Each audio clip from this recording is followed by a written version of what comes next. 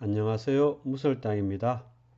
무설당의 참나 공부방에 오신 것을 환영합니다.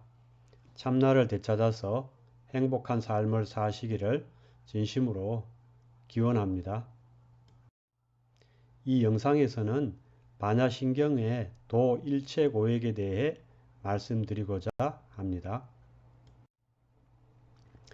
부처님께서 무아와 아공을 설하신 것은 나는 원래 공하에 없는 것인데 우리가 나가 있다고 굳게 믿고 집착하는 까닭으로 온갖 괴로움을 받기 때문입니다.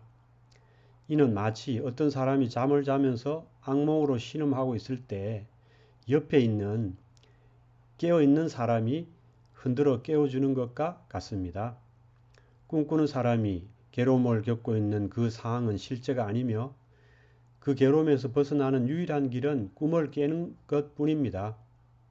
스스로 깨지 못하므로 옆에 있는 깨어있는 사람이 깨워주어야 합니다.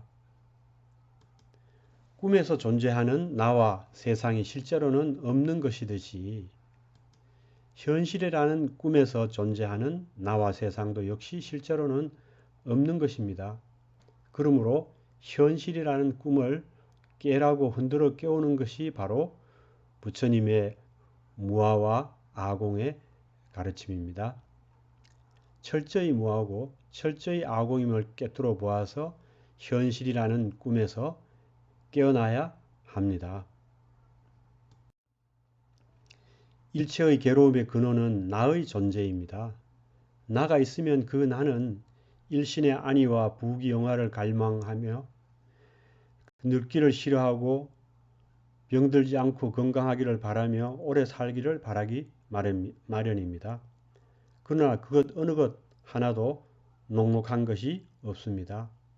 그러니 우리의 삶은 생로병사와 우비고뇌의 일체고형으로 점철될 수밖에 없습니다.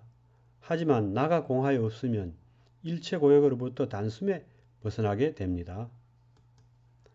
반야신경에서 조견 온 개공하면 도 일체고역이니라고 말씀하신 그대로입니다. 일체의 괴로움의 근원이 나의 존재이므로 괴로움이 있다면 바로 거기에 나가 있는 것입니다. 무엇을 볼 때 마음이 편치 못하고 힘들다면 바로 거기에 나가 있는 것입니다. 어떤 것을 들을 때 귀에 거슬리고 마땅하지 않으면 바로 거기에 나가 있는 것입니다. 어떤 것을 생각할 때 증오와 분노가 치밀어 올라 견딜 수 없다면 바로 거기에 나가 있는 것입니다. 이것은 좋아하고 저것은 싫어하며 이것은 취하고 저것을 내친다면 바로 거기에 나가 있는 것입니다. 나가 없으면 내가 상대해야 할 대상 사물도 없게 됩니다. 나가 없는데 대상 사물이 어떻게 혼자 존재할 수 있겠습니까? 대상 사물이 없으면 대상 사물에 대한 생각도 더불어 없고 대상 사물에 대한 생각이 없으면 대상 사물로 인한 괴로움도 더불어 없게 됩니다. 대상 사물이든 대상 사물에 대한 생각이든 대상 사물로 인한 괴로움이든 그 모두가 나의 의지에서 존재하는 것이기 때문입니다.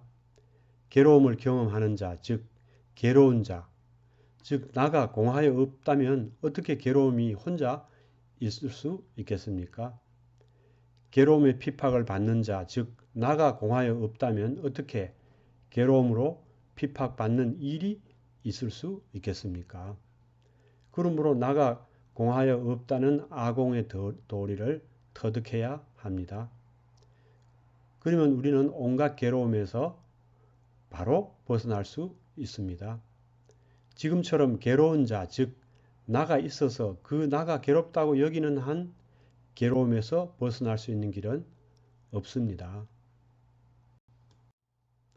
따라서 괴로움이 있는 순간 나가 있음을 알아차리고 그 괴로워하는 자, 즉 나가 무엇인지 참고해서 그 나가 원래 공하에 없음을 깨우쳐야 합니다.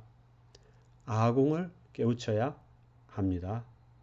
나인 오는 인연생기여서 꿈처럼 실체가 없는 것, 즉 아공을 깨우치면 대상 사물에 대한 갈망과 집착도 더불어 없어지게 됩니다. 그러면 무엇을 보고 무엇을 듣든 자연히 마음에 걸리는 것도 없고 마땅하고 마땅하지 않은 것도 자연히 없어지게 됩니다. 그러면 괴로움이 붙을 일도 자연히 없어지게 됩니다. 무엇을 보면서 마음이 편치 못하고 힘들 때, 어떤 것을 들으면서 귀에 거슬리고 못마땅할 때, 어떤 것을 생각하면 분노가 치밀어 오를 때, 그와 같은 마음과 생각과 감정의 흐름을 놓치지 말고 그것을 그저 남의 일인 양 담담히 지켜보아야 합니다. 그렇게 또렷이 깨어서 지켜보는 것이 곧 아공을 깨우치는 한 방법입니다. 또렷이 깨어서 그렇게 지켜보고 또 지켜보기를 지속하면 멀지 않아서 언제 어느 때나 고개를 치들었던 그 완강한 나가 힘을 잃고 다 타버린 재처럼 힘을 쓰지 못하게 됩니다. 아공의 경지가 드러나게 되는 것입니다. 하지만 잠깐 그때 우리는 망령되이 내가 드디어 아공을 증득했다. 내가 무아를 증득했다고 말하게 됩니다. 어떻습니까? 내가 아공을 증득한 게 맞습니까? 내가 무아를 증득한 것이 맞습니까? 아닙니다. 스스로 속지 말아야 합니다. 함경에서 말씀하신 대로 만약 내가 무아를 알았다거나 또는 내가 무아를 증득했다고 하면 이는 무아를 허무는 것입니다. 왜냐하면 거기에 능소가 있기 때문입니다. 증득할 아공이 있고 증득하는 나가 있기 때문입니다. 이것은 아직 마음속 깊이 뿌리 박은 능소, 즉 주관과 객관을 버리지 못한 것입니다. 증득하는 나도 없고 증득할 아공도 없어서 아공의 경지가 드러나더라도 그 자리에 머물러서는 안 됩니다. 그 고요한 경지에 현혹되어 세상을 등져서도 안 됩니다. 아직 더 큰 공부가 남아 있습니다. 아직 공부가 끝난 것이 아닙니다. 경청해 주셔서 감사합니다.